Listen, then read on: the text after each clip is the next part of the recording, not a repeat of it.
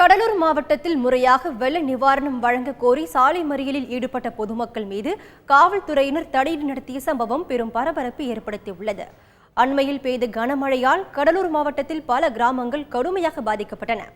இந்நிலையில் முறையாக வெள்ள நிவாரணம் வழங்க கோரி பெரிய புறங்கனி வருசங்குப்பம் கிராம பகுதி மக்கள் பன்ருட்டி கும்பகோணம் தேசிய நெடுஞ்சாலையில் மறியல் போராட்டத்தில் ஈடுபட்டனர். அவர்களுடன் அரசு அதிகாரிகளும் போலீசாரும் பேச்சுவார்த்தை நடத்தினர்.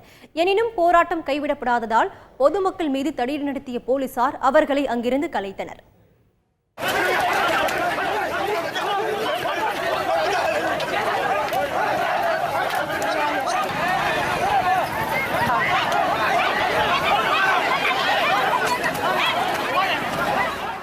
இந்த சம்பவத்தில் 10க்கும் மேற்பட்டோர் படுகாயமடைந்தனர். போலீசார் நடத்திய தடியடியால் அப்பகுதியில் பதற்றம் நிலவி வருகிறது. மேலும் அப்பகுதியில் 5 மணி நேரத்திற்கும் மேல் போக்குவரத்து பாதிக்கப்பட்டது.